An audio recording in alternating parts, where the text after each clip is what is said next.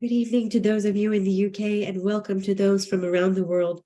I'm Dr. Brianna Rosen from the University of Oxford, and I want to thank you for joining us for this panel on trends, challenges, and opportunities ahead of the upcoming AI Safety Summit.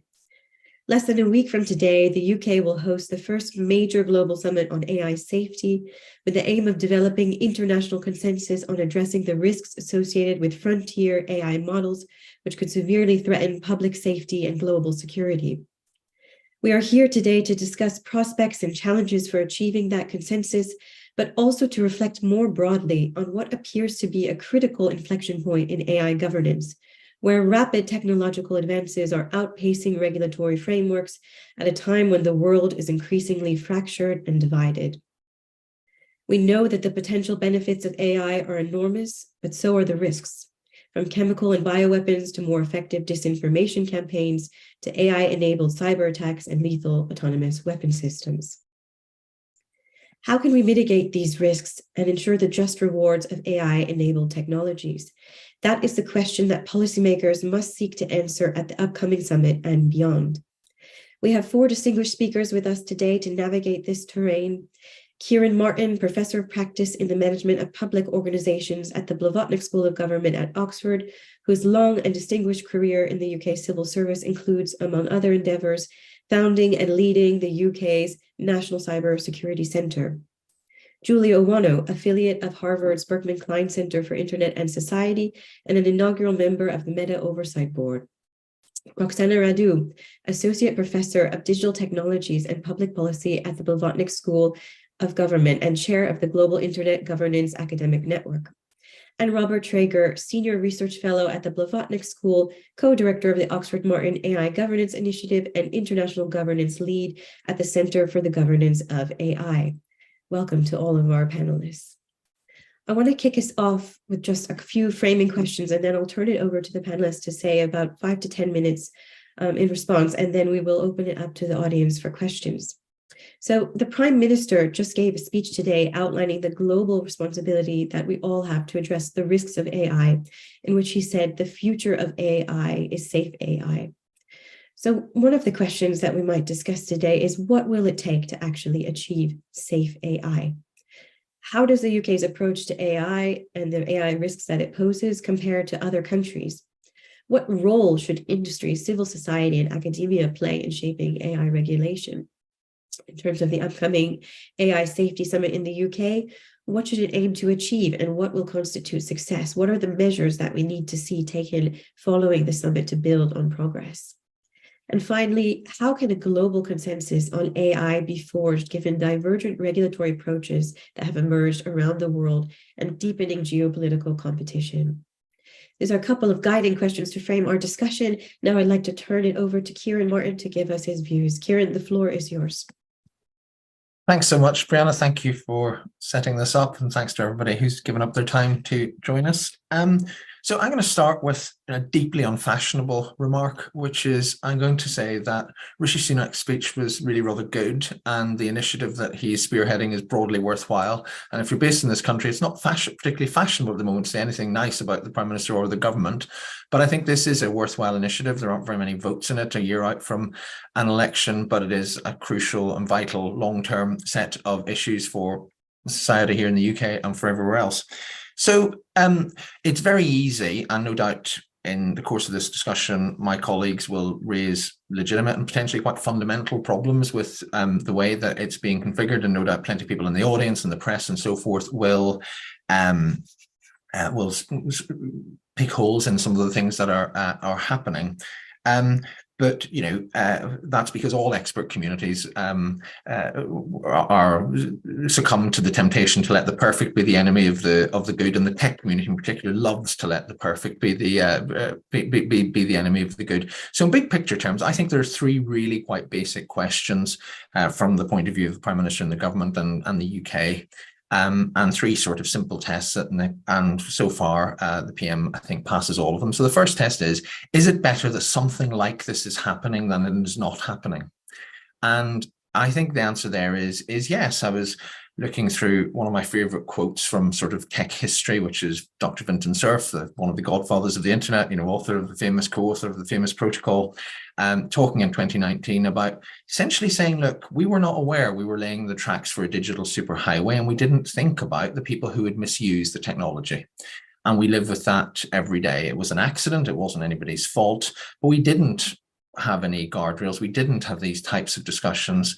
And it is better, for all its imperfections, that we start, as we can now foresee in a way that was not foreseeable 30, 40 years ago with the internet, as we can foresee the way this tech is evolving, it is right that we start this type of conversation now.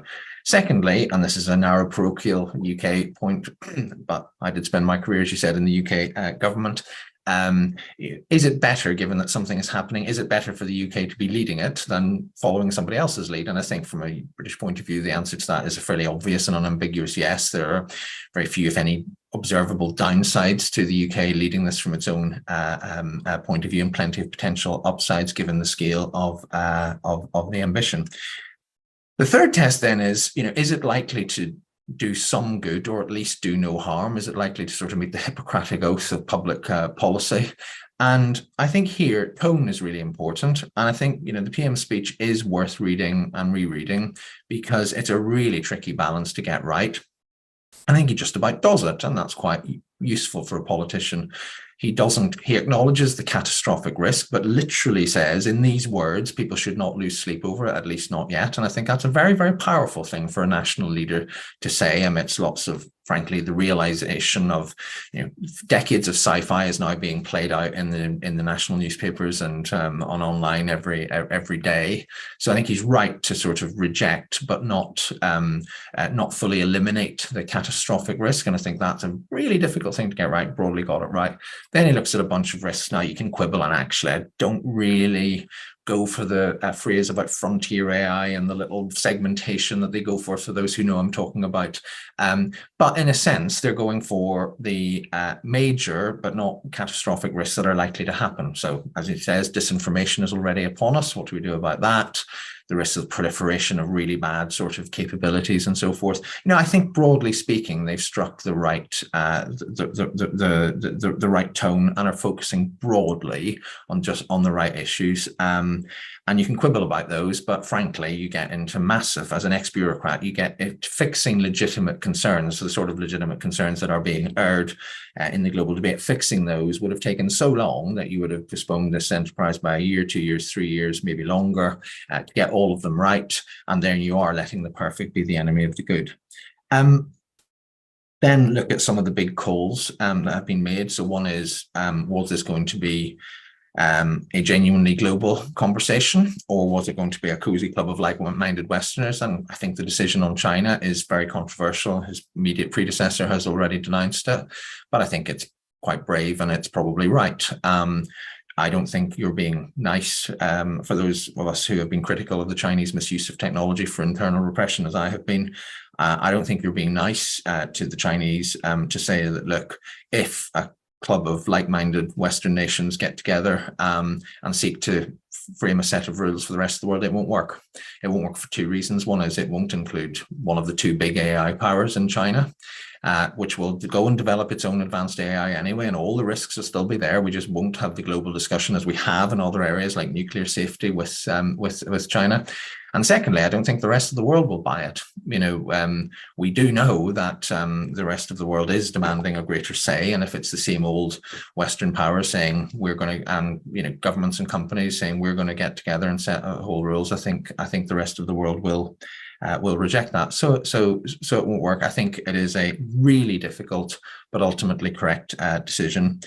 I think then, and no doubt my colleagues will raise some of these issues, there are genuine challenges about inclusivity. How do you govern this thing? What is the correct demarcation of the role of governments in the private sector? Really interesting aside from the Sunak speech about the nation state is the area where this can be done. Obviously, the European Union would not necessarily agree. Maybe other countries would not agree. And of course, the PM is, of course, spearheading a multinational and public-private effort to get something going. So it'd be interesting to sort of unpack over time what the UK government means by that.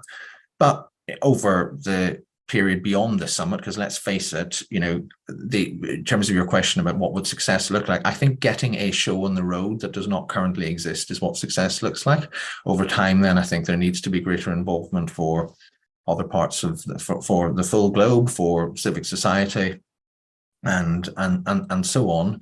But you got to start somewhere, and this is a decent enough place to start. So I would essentially conclude where I started. This is, there'll be elements of this will be clunky, highly imperfect, open to all sorts of legitimate criticism, but the alternative is not perfection. The alternative is nothing, or something much more fragmented, something that doesn't have that global reach, something that doesn't have a reasonably balanced assessment of it, that's either too complacent on the one side or too catastrophic. So ultimately, a series of really, really difficult balancing acts have been executed so far well enough. And I think the other thing to say is let's reserve judgment to see what comes out at the other end. It hasn't actually happened yet, but I think it's a worthwhile act of global leadership by the UK. Thank you so much, Kieran. That's really illuminating. As you said, the summit has been criticized for the focus being too narrow and also for the participation not being global enough. So this is something that I'm sure we'll get into in greater depth as the discussion goes on.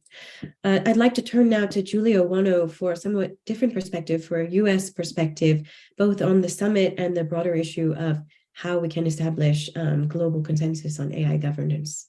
Julie, over to you. Thank you very much, Brianna, and good morning, at least for me, joining you all the way from the West Coast in the United States. It is absolutely, first of all, a delight to be present here, but it is also an important moment. So I have to express my deep honor for the opportunity to share those remarks. Important moment because indeed the Prime Minister of one of the most powerful countries in the world has just announced the first ever AI Institute that will be created to anticipate, at least attempt to anticipate on the risks presented by such a unique innovation such as artificial intelligence. And of course, like my colleague, previous panelists, I absolutely am delighted that a government, and not the least government, one of the the oldest democracies in the world, is taking the lead on showing the way. What does it mean today for a government to have its tiptoe into the AI space without, of course, superseding ourselves as governments to superseding ourselves to the tech companies. That is an extremely complicated challenge, but we absolutely look forward to the example that the UK will undoubtedly set in this space.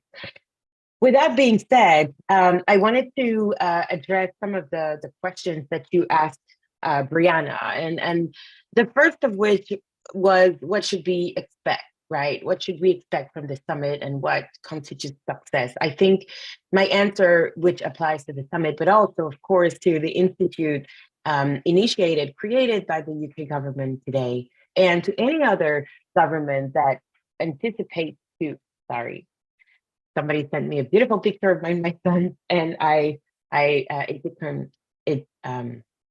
lost my focus. I apologize. The remark that I will share will apply not only to this summit, but also obviously to any government that wishes to make AI safer. The first and foremost important thing to do is to reassure us. I hope this summit and any other initiative will step a little bit away from I almost want to say provocatively, the fear-mongering around AI. Yes, there are risks. Yes, there are potentially transformative challenges posed by that unique, unprecedented innovation. It is true. But at the same time, it is exactly like the internet. It is an important and unique accelerator of creativity, of collaboration among humans, beyond borders, and in an even faster pace than what we have seen so far with the internet. That would be an important remark for me to make, and it would be unfair for me to just, to leave this space with only focusing on the risks. The risks are necessary, important. As a leading actor in the digital rights space, I'm the leader of Internet Sans Frontières, Internet Without Borders, which is a nonprofit that has for the past almost 15 years fought extremely hard to make sure our human rights online are protected as they are supposedly, or at least we try to protect them on the non-virtual space. So we try to make sure those are protected online as well.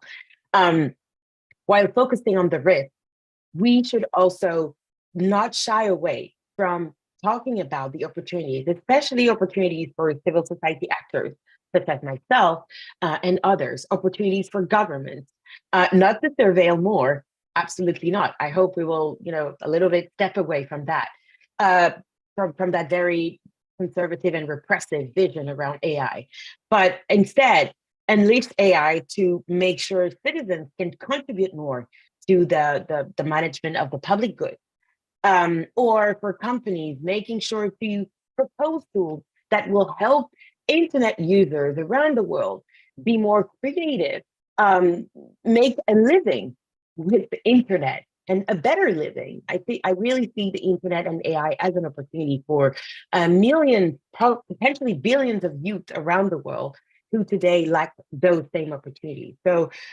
yes, it is important to focus on the risk. And it is also important to talk about the opportunities, because when you talk about the opportunities, and that comes to one other question that you asked us, Brianna, which was, what role should industry, civil society, and government play in shaping AI regulation or in making sure that AI remains safe for all? Well, thinking about opportunities often makes us realize that really civil society organizations, citizens, really users, have a seat at the table, must have a seat at the table of discussions around AI regulation and AI safety. Why is it so? Because I think users, even before government, users are the ones who see the challenges and the problems.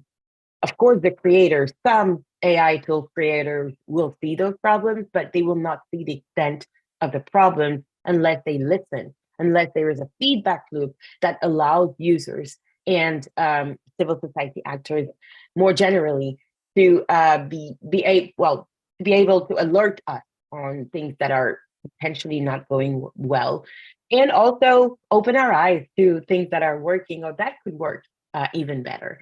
And when I say that society must have a seat at the table, I really look forward to that institute initiated by the UK authorities. I look forward to hearing from that institute that it will welcome, that it will reserve a seat for civil society representatives. I look forward to hearing from that institute that it will have feedback loops to allow users and citizens more broadly of the UK, but I hopefully also beyond the UK, the Commonwealth Society, for instance, the Commonwealth space could have an opportunity to shape the agenda of that AI Safety Institute or any other safety institute initiated by other governments. I think making sure that civil society actors and users have a seat at the table, not just for the beautiful picture, but a genuine engagement with those civil society actors, with actionable items to be worked on together in collaboration with tech companies, but also with government.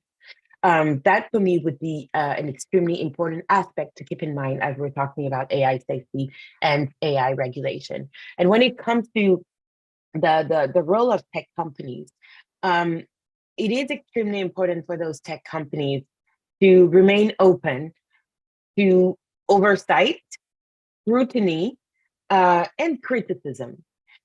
Not criticism that we think is okay, right? It has become mainstream for tech companies to call for regulation and to say we must be controlled, we must be regulated. Yes, that is true. We all agree on that. But the devil is in the detail, and the detail is, yes, the extent of accountability that you're ready to show to the public and, of course, to government authorities around the world. and specifically the UK, as we're talking about the UK now. I think that is an important other aspect when it comes to this collaboration that needs to happen, that will need to happen between different stakeholders. And last but not least, going back to governments again, I would strongly urge governments, again, not to sit behind closed doors with only tech companies in the room, because you will not get the full picture. That is, I mean, when I say you, I mean government representatives and government in general. You will miss half of the picture at the very least if you only had, dialogue behind closed doors with tech companies. History has proved that. I think we can inspire ourselves from the relatively long history now of social media and of the internet development in general. The previous speaker was referring to windsurf. I think yes, it is important to make sure we can tap into the whole history of the internet and make sure we create a path for AI that profits to anyone, that's beneficial for society, and that profits government, private sector entities, but also users and civil society actors in general. One of your other questions Brianna, related to a global consensus to be forged on AI, given the divergent regulatory approaches. Yes, there are disagreements to some extent, even when it comes to talking about AI regulation. But the disagreements, in my opinion, stem from the fact that many governments want to replace the companies. That is absolutely impossible. No government and no civil society actors, really, honestly, can genuinely think they can replace and understand AI and the risks better than the companies. I think it is also important to be aware of our limitations and to be humble as government entities. By humble, I mean, let us make the effort of understanding what AI is about. Let us make the effort of understanding how machine learning models are being built. Let us make the effort of understanding what civil society actors mean actually when they talk about bias and about inclusion when it comes to large language models. Let us be humble about the fact that we don't know all the languages spoken online. We are not sure that our machine learning language models grasp the diversity, the complexity sometimes of languages, different languages spoken around the world. And we can make sure that the data that feeds those language models, we have to make sure with the whole humility required, we have to make sure that those language models can understand as many languages as possible that exist in the world, but also specifically online. If we don't make that humble effort, we will very rapidly face the same difficulties and hurdles that we faced when it came to social media or internet in general. And that is when we overlook languages, cultural spaces, geographical spaces, because, well, those languages are spoken by almost nobody, or, oh, it happens in, I don't know, in Africa or in the Caribbean or in, Latin America. It's very far. We don't have the same means to cover and to make sure we understand everything that happens from those parts of the world. Well, I think that is a mistake. And inclusivity will require from us to make the humble effort to reach out to those who speak the languages, those who understand the cultural specificities that we will need to factor into any language model, any model really, that will be used for machine learning purposes. Making sure that we understand all those languages and cultures will be extremely important, because if we leave any language or any culture behind, we take the risk of creating in the whole AI ecosystem vulnerabilities that can be harnessed by the worst actors that exist currently online. We have seen that with social media. We have seen that with other Web 2.0, other iterations of the web. We should be extremely careful even more careful when it comes to artificial intelligence. So yes, probably my last remark for now would be to build a global consensus. Let's acknowledge our weaknesses, our vulnerabilities, and again, let's rely on frameworks that we know. We know the International Declaration of Human Rights.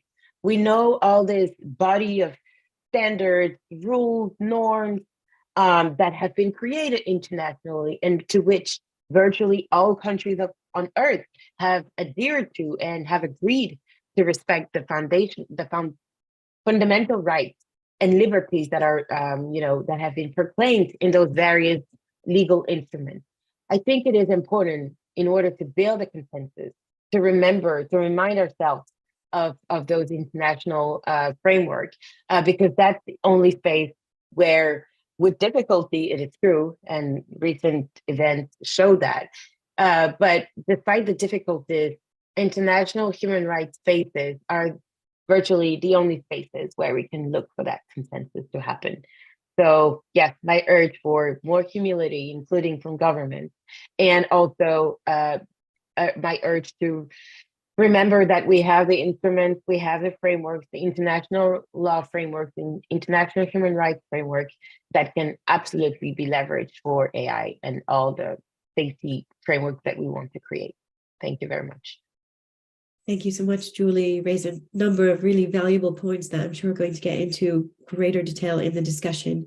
In the interest of time, I want to move now to Roxana, but I do want to remind our viewers that you can put your questions in the chat throughout the discussion, and then we'll get to them during the Q&A. Roxana, the floor is yours. Thank you, Brianna. And I'd like to start with the focus of the summit. It's AI safety, and it has been further refined over time. There wasn't a clear understanding of what that meant when the summit was first announced.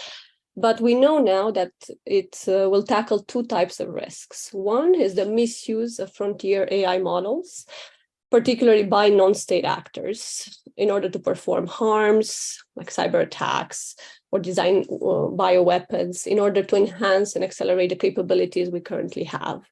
And the second type of risk that will be tackled in the discussion is the potential loss of control, or the dangers that these systems start acting autonomously in ways that don't necessarily align with our intentions or our values.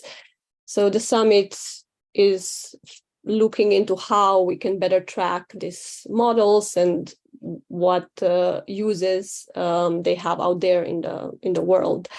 And I think the success of the summit lies actually in how this focus has been specified and in the fact that it's relatively narrow so that it can bring to the table enough perspectives around issues that are important to all of us. So having identified this relatively narrow set of issues, I think, is a very good step in the right direction. And the second element for success will be the depth of the preparatory activities. We've heard quite a bit about that so far, but we will see how it plays out in practice. Having about 100 delegates to the meeting means conversations will actually be possible. It will not really be a form of unilateral imposition of ideas. It will really be a dialogue, and that's very important. But I think we need to think of it as a conversation starter more than anything else. We have the 1st and the 2nd of November as this first attempt to build a process with public leadership in the driving seat. And that's important because so far this space has been primarily privately dominated. We have a number of attempts that came out this week that all point to states taking a more active role.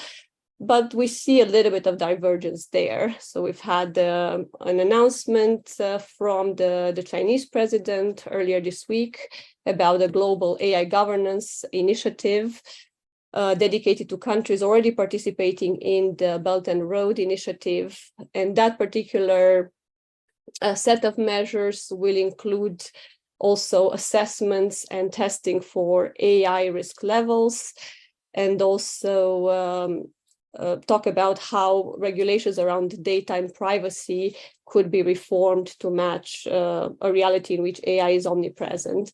So that is one set of concerns that the Chinese are raising.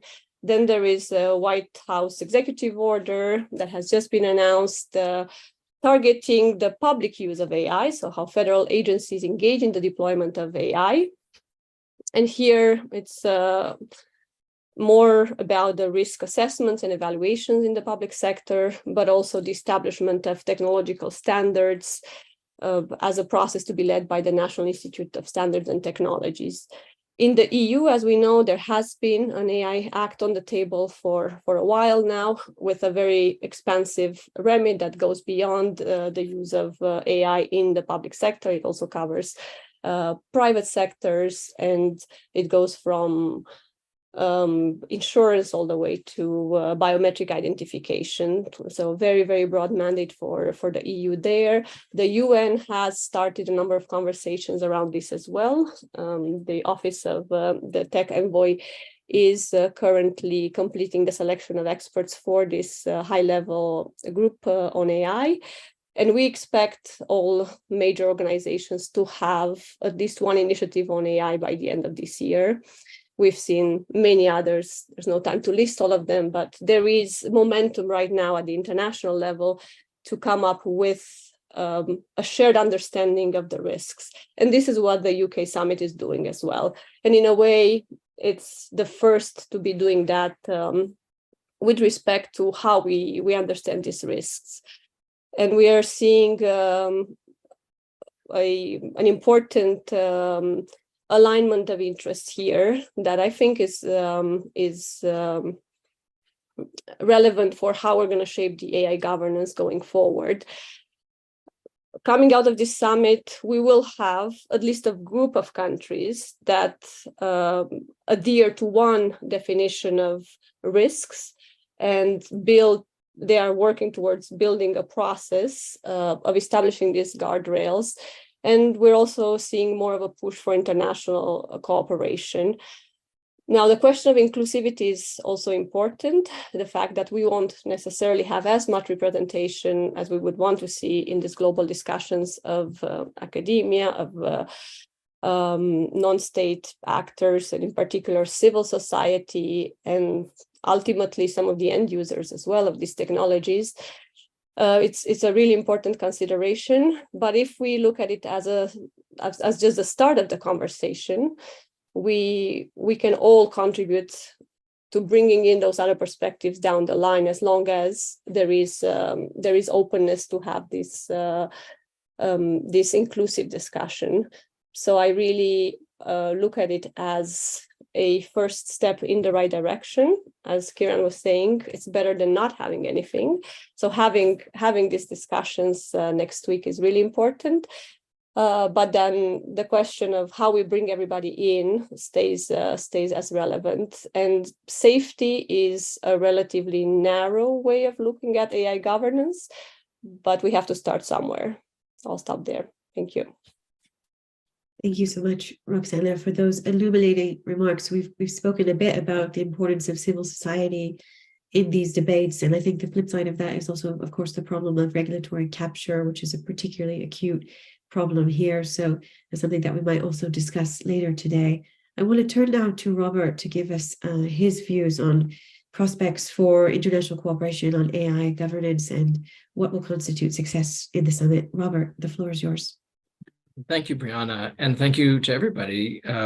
These really beautiful remarks from the other panelists have, I think, made my job much easier. And so I'll start out by saying two things, and then I'll get to this question of what should we expect to come out of the summit. So the first thing, just to pick up on something that Roxana was mentioning, is the extraordinary energy that currently exists in international spaces to deal with this issue. And that includes the Secretary General's office and the Secretary General himself, who is attending extraordinary numbers of meetings on AI, apparently, and an incredible number of fora where these issues are being discussed, as Roxana was saying. And what has, I think, been particularly inspiring is to see all of the energy at these of national representatives, for instance, the permanent representatives to the United Nations, who are really engaging in these issues. So the amount of energy around the world, I think, is extraordinary to see now, and I think we hopefully will be able to channel it and use it and make some productive things come out of it. Second thing I wanted to mention is just I'll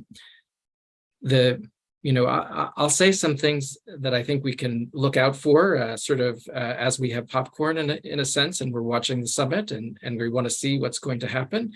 And they're not really criticisms, but they're, things that, I think civil society actors in particular have to watch to make sure that things are going on a path that they can have confidence in. But I do also think that the UK deserves some real credit, particularly in constructing what was the Frontier AI Task Force and will become the Safety Institute. And that's really a world-leading capability. And it's not just a set of technical competencies, although it is that. What the government has done in almost a whole of government fashion is really upskill on these issues since the start of the summer. And that has been an extraordinary task, and it frankly has been extraordinary to watch, but they have done it, and they've therefore placed themselves, I think, in a sort of world-leading position, because really there aren't other countries that have done something similar. Okay, so turning now to this question of what will come out of the summit. Of course, the Safety Institute will come out of the summit, and that hopefully will be an extraordinary thing. One thing to mention about the Safety Institute, there are actually 4 areas that it's supposed to focus on, and it's a little bit broader than the focus of the summit itself. As Roxana was saying, there are these 2 areas of risk that the summit focuses on, but the Safety Institute has those areas, and it also has a societal impacts mission, which I was very glad to see, and I know was fought for by some folks, and so I think there's a hope that it can consider a broader set of impacts than the somewhat narrower set that the summit will focus on. Second thing that will come out is some version, this is at a guess, but some version of what were called the White House commitments from the companies. And I hope they won't call them the White House commitments, but I'm a little worried that they will, because I think it will be harder for the rest of the world or some actors in the world to go along with it if they're called the White House commitments. But they will hopefully be a somewhat more specific and in the details version of that. And so one thing that we can look out for is whether there are any real new and substantive commitments from the firms. I think there have been a lot of questions that have been asked of the firms, very incisive questions. There have been a dialogue that's been happening, but what actually is going to come out of that? Are the firms going to give what look to the rest of us like sensible answers to those questions? I think that's something that we can watch and trying to find out. Third thing that I think will come out of the summit is some sort of consensus risk statement from a wide set of actors. That'll be interesting to see if there's pushback or if many actors around the world are willing to go along with that. But that certainly is something that is being sought after. And then the fourth thing that I think is important that will come out of the summit, hopefully, is another summit. That may sound cynical, but no, actually, I think that this is now conceived of as the first in a process, and now the hope is that there will be another summit in 6 to 7 months, and so this summit is in a way a beginning of a bunch of actors getting on the same page. But I think the hope has to be that this summit is used as a venue to really task some set of actors with preparing for the next summit, because that also gets me to some things that will not, I think, come out of the summit. And that includes I don't think there will be very much work on a standards and monitoring regime. I was a little bit, I was hoping that there would be more of a push in that direction. But I think for a variety of reasons, including work that is happening in other fora, in particular the Hiroshima process, led by Japan through the G7, that are doing some of that work, the UK has decided, I think, not to really push too much in that direction.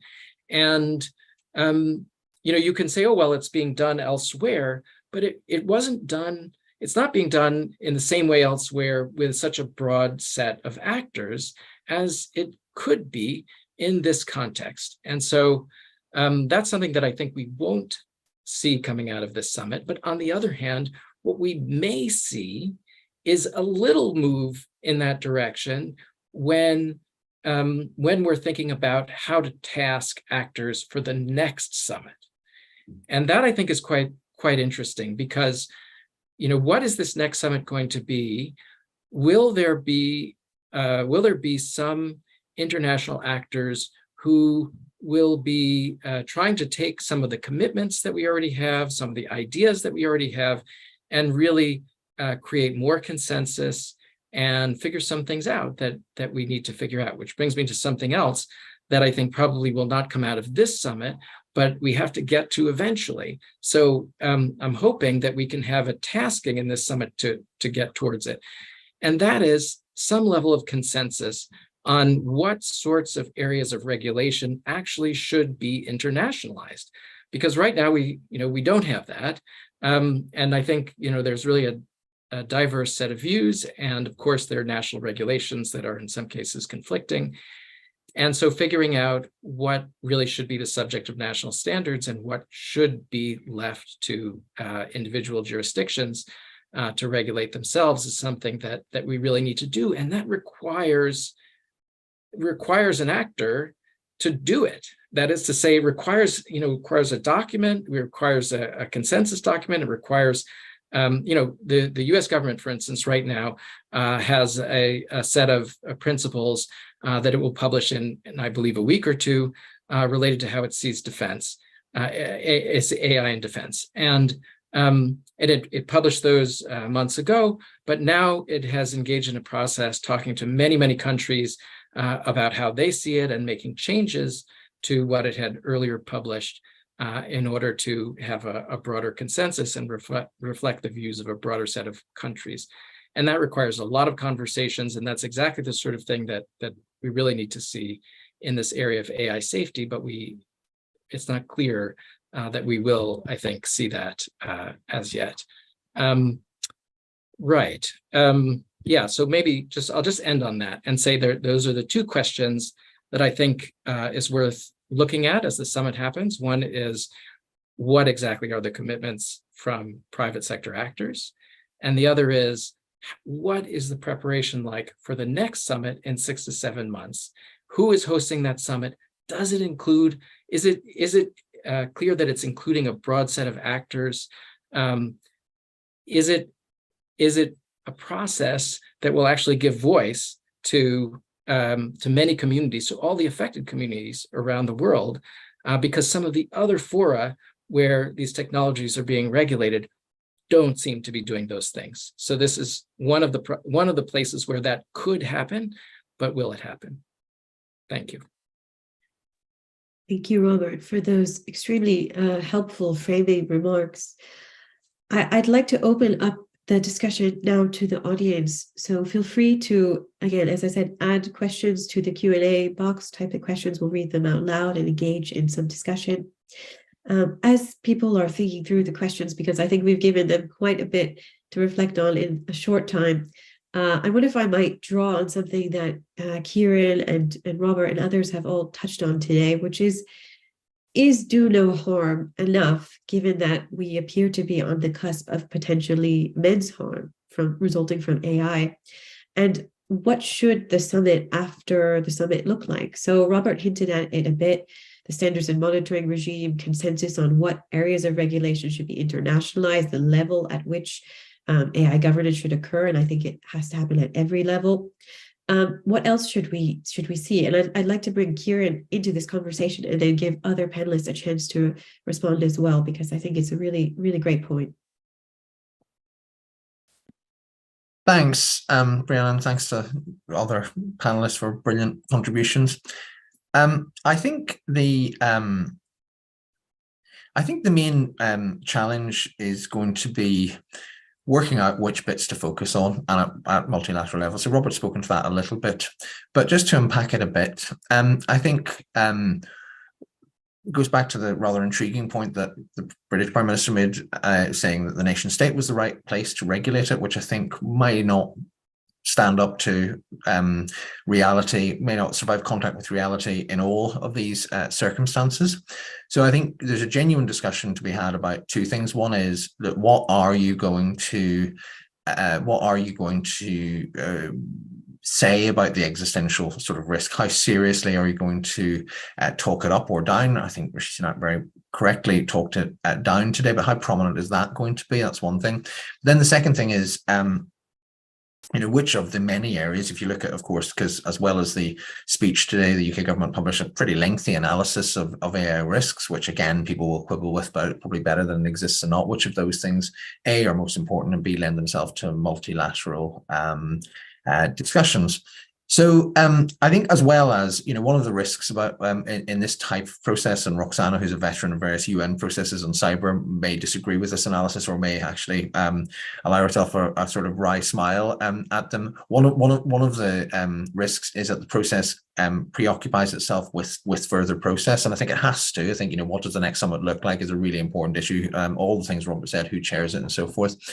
But I think there are, there are actually areas that we don't have any consensus on yet, which is which of this massive, misnamed thing called artificial intelligence do we actually care about the most in terms of realistically going to do people harm in the forthcoming age? Because even your question, Brianna, the do no harm principle, when we may be in the cusp of imminent significant harm, there's no consensus that we're on the cusp of imminent harm. Is there any prospect? I think there has to be very, very strong technological expert input into this. And then there's bits in the middle which I think are really, really interesting. So one of the things that I have long thought about, as we've had a sort of resurgence of tech catastrophization in the last year or so since ChatGPT came on, it's very, very reminiscent of what we were saying about cyber 20 years ago. We were going to have cyber 9/11, cyber Pearl Harbors. These were all real warnings by serious people. The Economist had its tumbling Manhattan-style skyline via cyber attack and so forth. And it wasn't really the way cyber worked. And I often think, as well as getting that sort of realism and realistic analysis, there is a thing around the governance of the technology and the tech research. So when all the catastrophization rhetoric came up this year, one challenge to it was, are you seriously saying that you have been, some of the sort of AI pioneers, you've been working on potentially species-threatening technology that you think is on the brink of unleashing, whether it's, the ability to create large-scale, physical viruses that will kill millions of people. You're saying you've made all that, you've been doing all of that, and all of a sudden you're, sort of asking to be regulated in Julie's phrase, and I think she made a really good point about that.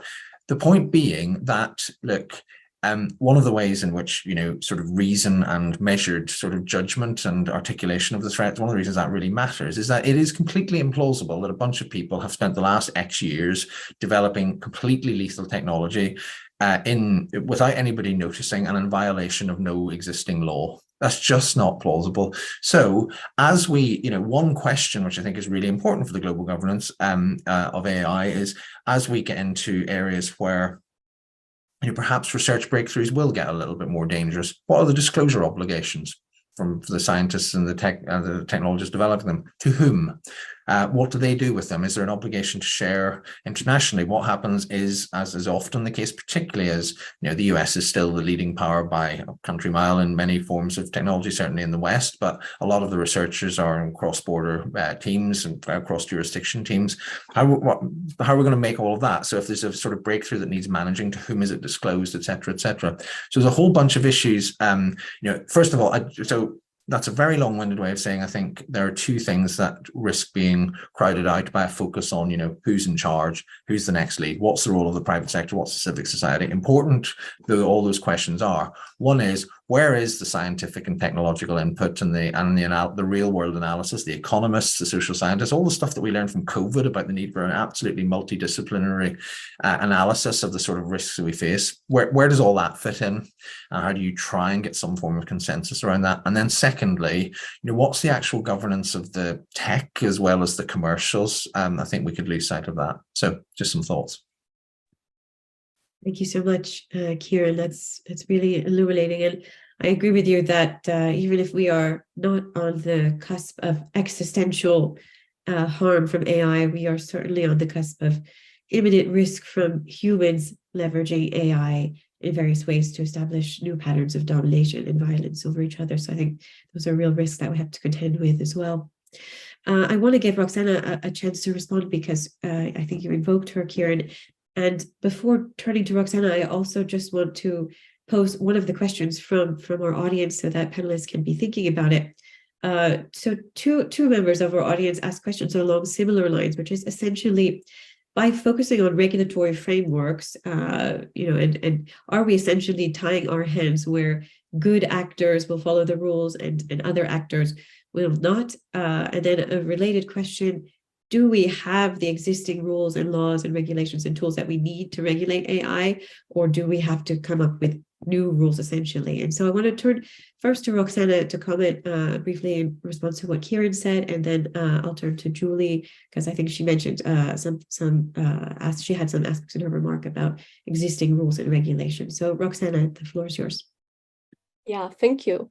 I do agree that we risk talking too much about process at the disadvantage of some of the substantial issues that should be on the agenda.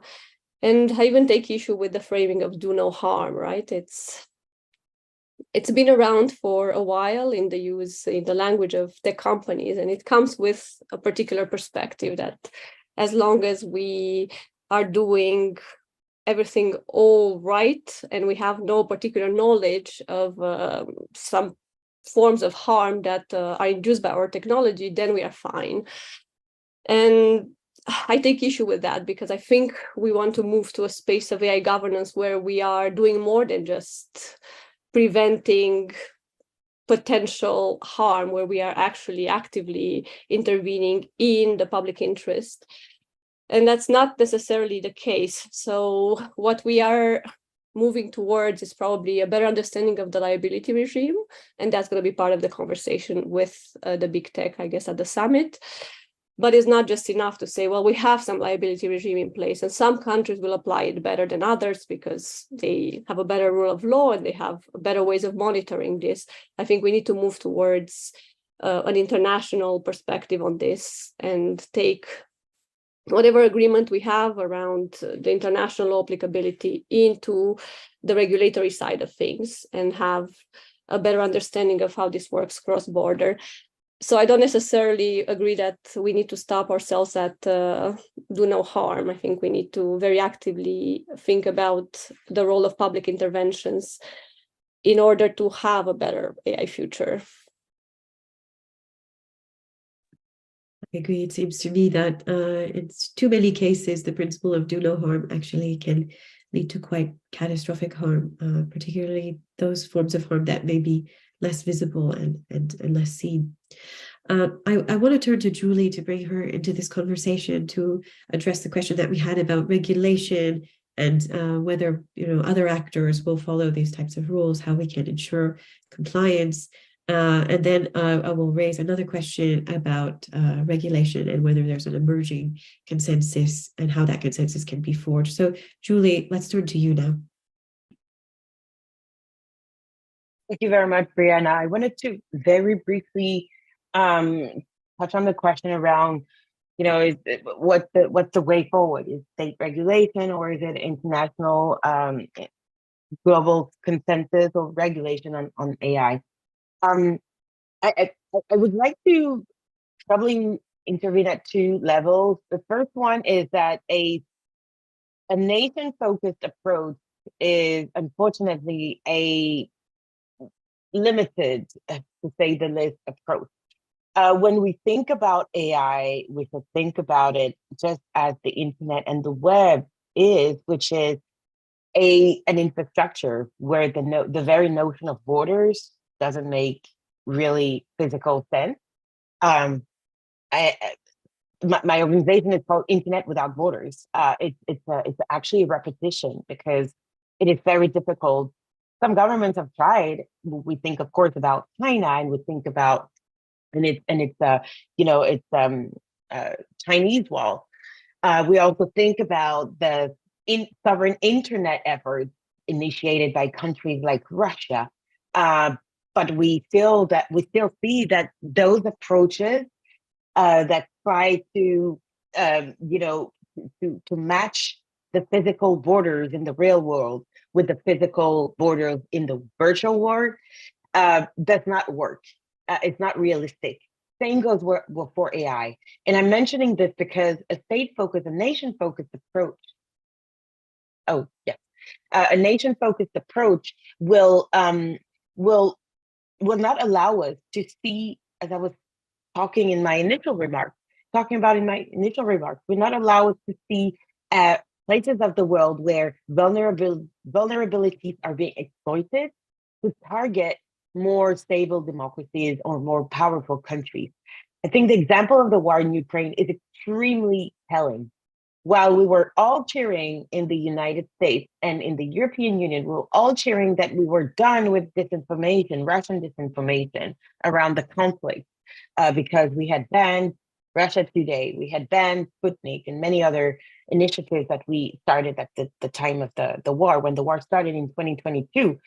Well, while we were cheering, at the very same time, the Russians were doubling, tripling efforts around disinformation in Africa, in Asia, and in Southern America and Latin America. The result of that is when you get to vote against Russia at the General Assembly, for instance, or at the Human Rights Council, you see clearly where that disinformation has been extremely effective. So I would say that there is no way we will have at some point to sit at the table and agree internationally on what we think is important for a safe AI. Now, with regard to what can be done when the do no harm framework will fail, because I agree with you, there are examples in history that show it does not necessarily work. I can only advocate, I think it's important to advocate for the issue for the word oversight and governance. It is extremely important that AI does not continue to flourish without any actionable, impactful oversight mechanism. What that looks like, I don't know. I can only propose. I'm part of one example of what oversight of tech could look like, but that's certainly not the only example. So obviously, oversight and governance must be part of the conversation. And when I say oversight, I mean external oversight, not companies overseeing themselves, because we also know that does not always bring the results we want. Thank you. Thank you so much, Julie. So I want to turn to a question from the audience about interoperability across different AI governance approaches and regimes, because I think it's a really important question, because we know that the EU, China, US, and also international bodies like the UN and the OECD, they're all developing different approaches to AI. And so as we try to widen this conversation and be more inclusive and bring in voices from the global south and elsewhere that may in fact be most affected by these regulatory frameworks and regimes, but have the least input into how they're formed, What are the key questions we need to ask to incentivize interoperability? And are we going to have a situation where multiple regulatory regimes conflict? And how can that be managed at a global level? So I want to call on Robert to walk us through this a little bit, given the extensive work you've done on this issue, and then turn to Kieran after that. Oh, thank you. That's a great question. I don't think that, I can't chime in the sense of, here's the answer, everybody, just write it down. I don't think we're at that point. What I can say is that I think it's helpful to have multiple fora.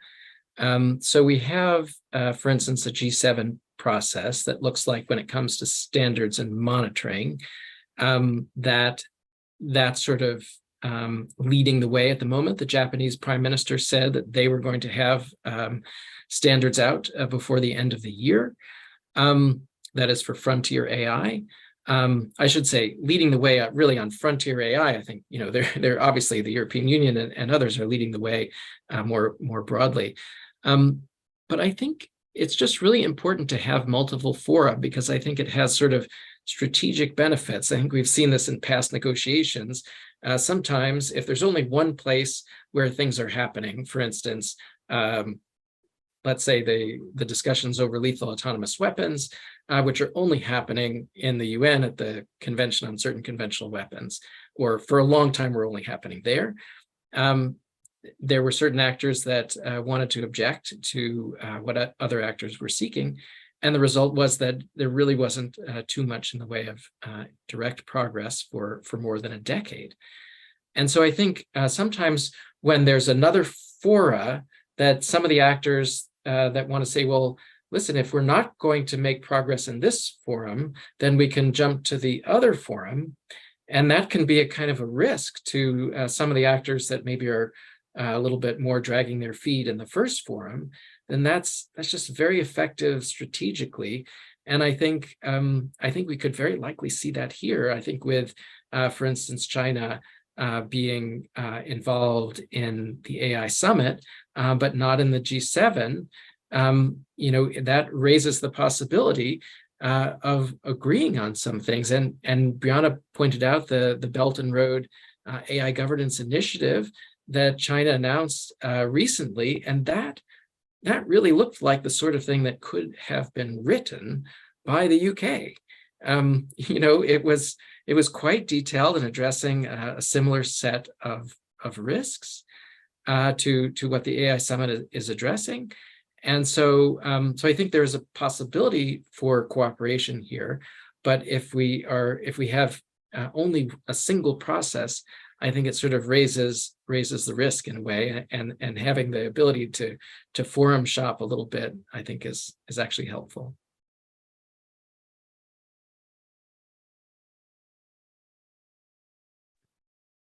Kieran, I think you had some views on this as well. Yeah, I mean, it's a really interesting topic, great question, and pick up on a couple of things that Robert said.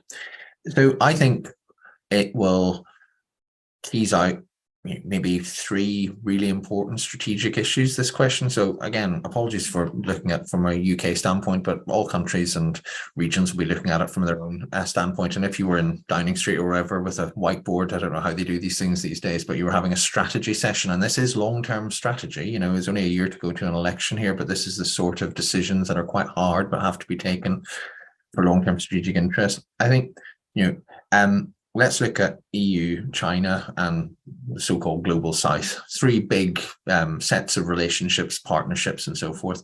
So I genuinely think, despite all the problems associated with the UK's withdrawal from the European Union and so forth, that actually the current model of EU regulation might struggle to adapt itself to some of the challenges of AI. It's slow, it can be very detailed, can be very inflexible, and it's based on tech that by and large is not based in Europe. So I think actually, whatever one thinks of Brexit is now a reality.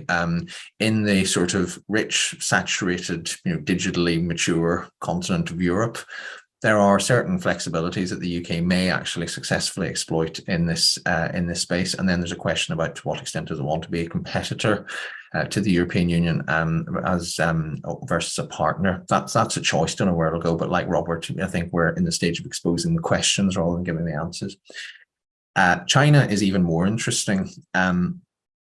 And I really want to pick up on something Robert said here about the sort of, uncanny, almost eerie similarities between some of the Chinese guidelines and some of the British and other Western ones. I mean, the even more interesting thing for me was the first set of Chinese guidelines before they were revised, where they talked about, the larger language models, saying that you had to guarantee, users had to guarantee that the inputting data was in line with socialist principles. Now, obviously, in operational terms, that's inoperable. I mean, it's nonsensical, and it's not surprising that it collapsed. But what to me it reveals is a really interesting thing. You're not being soft on China by pointing out that China has no more interest. In fact, it's probably more scared of a free-for-all in AI than the West is. Just like 25 years ago, it was very, very worried about internet-based technology posing a threat to the regime. China has no interest in some sort of free-for-all where any old group of, nihilists have access to lethal technology. Now, then the question, so firstly, we talk a lot, and we're talking a lot today in the UK about, the controversial decision to invite China. Of course, being slightly presumptuous Westerners, we haven't actually given much thought to the fact that the Chinese accepted, and it wasn't a slam dunk that they would accept the invitation, whether it was right or wrong to extend. Once it was extended, it was accepted. So presumably there is parts of that system that see some merit in a global in some sort of global framework that can manage the worst risks. Now, how far then do the West want to take that? Because you could just leave it as a hotline for really difficult stuff, or you could have a more expansive framework where, which would of course be controversial, and certainly anything that's interoperable between the West and China will be very difficult and extremely controversial. But at the same time, it looks like at least a skeletal framework may exist. The global South for me is the most fascinating part. And I think, one of the advantages of working in our school, if we can be parochial for the minute, is that it is genuinely global. And I think, look, in cyberspace, in the sort of, first generation, the last generation of governance and so forth, Western countries have more or less stood up and said, international law applies in cyberspace, and the post-1945 rules-based international order is just fine. And most of the global South doesn't buy that. And I think there's a really interesting strategic choice over decades for the West as new tech rules develop for the age of AI. Is are you going to try and just assert this sort of adaptable primacy of the 1945 rules to sort of technology that wasn't envisaged back then, and an economic balance in the world that is changing? Or are you going to think about how you might recalibrate some of this to give a greater say to, frankly, non-Anglophone, largely post-Christian Western societies who currently have been setting most of the rules for technology hitherto? I think that's a huge issue, and I don't know where it'll go.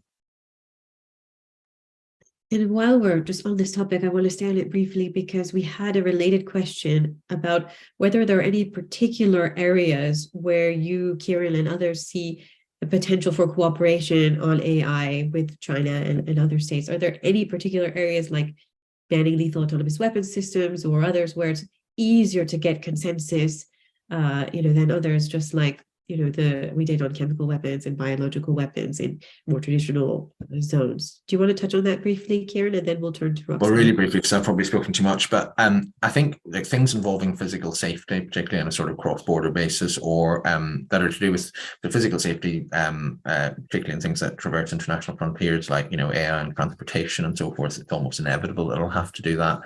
And one assumes that it'll be more difficult that the use of military force, absolutely. And thirdly, although again, probably a bit harder still, control over non-state actors and proliferation of capabilities. I think those are three areas. I think, if you look at the here and now, the scourge of disinformation, I don't think you'll get anything on that, because what we mean by information integrity differs very wildly depending on where you are in the world. And I think actually to go back to things you might get on, I think actually research into, monitoring the distant but essential sort of existential risk, we'll probably get something there. I mean, Julie spoke about the AI Safety Institute and so forth. I don't see much global pushback on that sort of thing. So there are areas I think that we can see the contours of collaboration. Great, thank you so much. I want to shift to a slightly different topic. We have an interesting question from the audience about how emerging economies such as Ghana and other states, how can they effectively address safety concerns related to AI as they embark on digitalizing the economy? What are key factors that should be prioritized to ensure the efficient delivery of public services, to ensure that there's that proper balance between risk and opportunity for all citizens and not just for the few? I want to turn to Roxana now to weigh in on this question and to the previous debate. Roxana, over to you.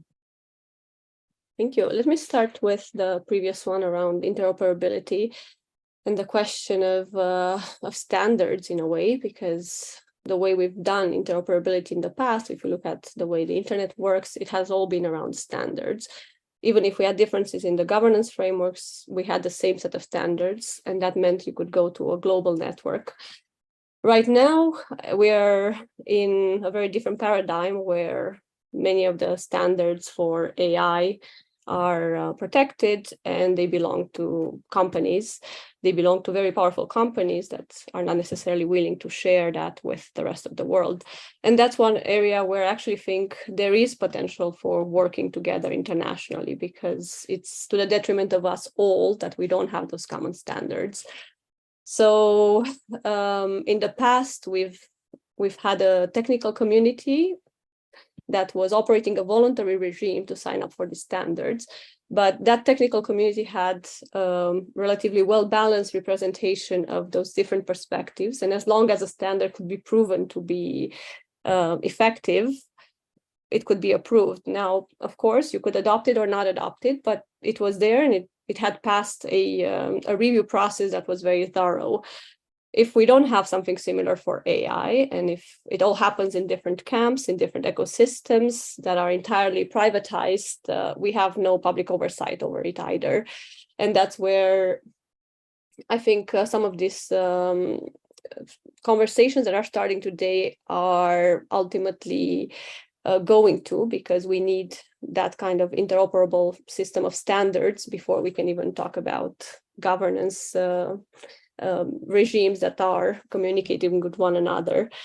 And ultimately, it's a question of data as well. So we might have standards that apply, but then we might have protections in place for the data that different AI systems use. And that brings me to the question about emerging economies. And while we're talking about existential risks and threats of autonomous systems, I guess the view on the ground and the more realistic take on AI is the everyday integration of AI into our work, into our lives. And we need a very different set of measures for limiting the harms coming from that, as opposed to what we might think in terms of frontier AI models. I think many countries are now confronted with digitalization and digital transformation, and with these very direct risks of all their data of the citizens being used or misused, issues around bias, discrimination, labor market transformations, questions of the consequences of applying these systems in the everyday life, and those require regulation at the national level. We've seen it in the EU. It is already happening. We are getting more and more limitations on how you can use certain systems. China has done it for the health sector. They have limited use for AI in health, and we're exploring and experimenting with a number of limitations towards the use of AI. So I guess there are two different conversations, and if they happen in parallel. On the one hand, we have the everyday consequences of AI, and then we have the existential risks. Thank you so much, Roxana. We have a little bit over 10 minutes left, so I want to turn to the final question, which is, how do we prevent the negative externalities of AI, such as hyper-concentrated markets leading to disproportionate wealth and power amongst a few countries and tech companies? And I want to turn to Julie on this question, because Julie, you spoke a bit at the beginning about harnessing the opportunities associated with AI. And I think one issue that hasn't been adequately addressed thus far is how to ensure that those benefits are in fact shared equitably and in a just manner. We know that only a handful of countries will control the most advanced models, infrastructure, and data to fully harness the power of AI. So we are truly on the precipice of a huge imbalance in AI power, which will impact individuals disproportionately. Julie, what are your thoughts on this, and what can be done to ensure that AI power is shared equitably and justly? Thank you very much, Brianna, and specifically to the person who asked this very, very important question that will certainly define the years to come and development of AI in general. To respond to that, I will provocatively say, first of all, that this is not just a question of development, of fairness, of being equitable. This is a question of making sure this whole AI infrastructure remains safe. So it's in the interest not only of developing nations, but also of more developed nations to make sure that this equitable distribution of capabilities exists. That would be my first element to answer your question. The second element is obviously there are common aspects that will be shared, right? We need to remember that for AI to exist, we need data. Today, data is not the monopoly of one company. It's not the monopoly of one country. When I connect to, I don't know, Instagram or anything else, what I do there is I contribute to a to an infrastructure. Of course, we can debate the privacy aspect, absolutely. But the reality remains that for Instagram to operate in the first place, it needs me to create content and to leave a certain set of data. So I think for countries in the developing world, it requires a shift in thinking that, this is not just about being equitable. This is about participating in a thriving economy and in an important innovation. Secondly, how can we then, make sure everyone has, access? That requires, first of all, to make sure that research, the academic side of things is extremely important. Recently, the European Union has been the first it's not a government, it's it's a union, the first entity internationally to request from private sector companies, technology companies, that those companies provide external access to their internal data, how their platforms are being used, how their recommender systems work, and a series of other very important aspects to be studied by researchers. Well, we can absolutely copy that. For any discussions on AI, I think the question of data access and data transparency is going to be essential. By making sure that data access is not limited only to researchers in the United States or in the European Union, by also making sure that researchers in academic institutions in Africa, Latin America, Asia, Oceania, and other places of the world, making sure that those researchers can access this data can help certainly make the AI race more equitable. That's the first aspect. The second aspect, there is a big conversation now on open sourcing AI models. Some will say it's dangerous. Of course, there are certain, there's high risk in doing that. And others will say that this is an opportunity for to leverage the game to some extent.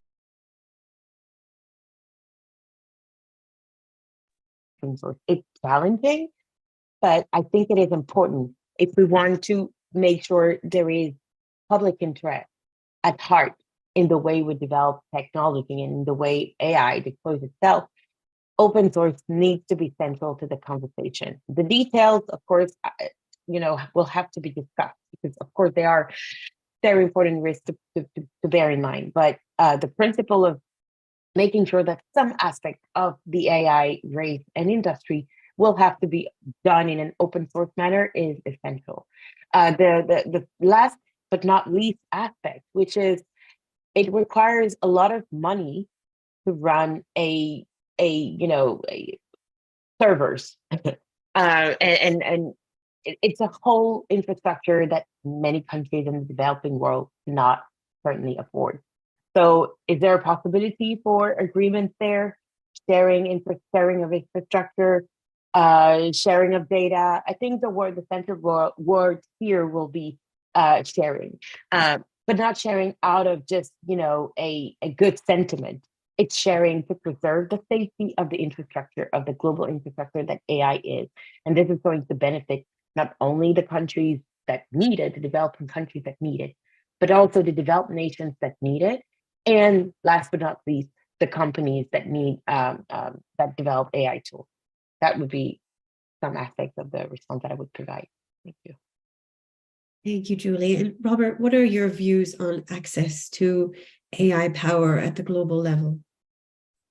Yeah, I just wanted to emphasize a couple of things actually that Julie was just pointing to, or maybe look at things just from a slightly different perspective, but to come to the same conclusion, and really emphasize. I think there's a connection between regulation and development, because without effective global regulation, there'll be the same tired distinction and differing interests.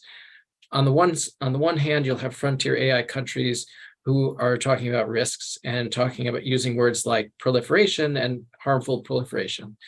And on the other hand, you will have this call for justice from other places in the world, who will demand access, will demand equity and fairness, and that will simply be a debate. And those those debates have not produced great outcomes in the past. But I think it's really through regulation that we can try to overcome this divide. Because if we have regulation, then frontier jurisdictions and companies who may be worried about, let's say, if we talk more specifics about fine-tuning access or something like that, access to data, as was mentioned, all the different sorts of access that are absolutely essential to global fairness and development.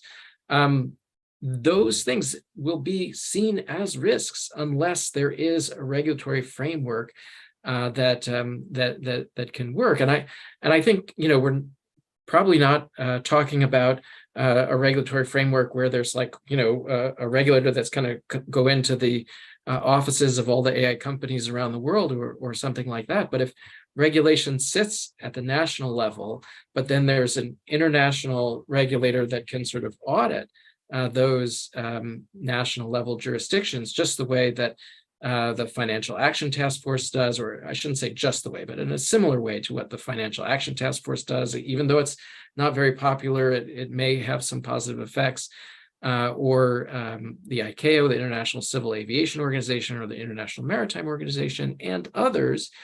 They're really auditing the regulations that exist in jurisdictions. I think could be quite an effective regulatory regime. And I just want to say one very quickly, that it doesn't always seem like regulation is going in this direction, particularly in the United States and in other areas of the G7.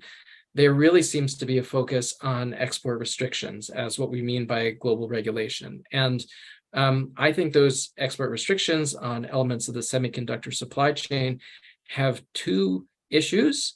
In my view, they're likely to be ineffective, at least in terms of solving the problems that they're meant to address, for a variety of reasons, including the capabilities of many other actors around the world.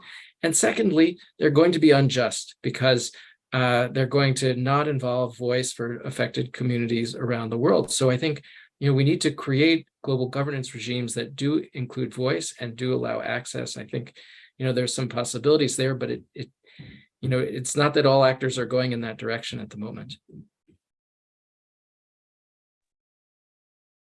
you so much, Robert. That's certainly the case. You've given us a lot to reflect on today. We are nearing the end of our time, unfortunately. So while it's clear we won't solve any of these challenges here today, I want to thank our panelists for a fascinating and productive discussion. You've all given us much to reflect on ahead of the AI Safety Summit on how we can ensure that the future of AI is indeed safe AI. So this concludes our session. Thank you so much for joining us today.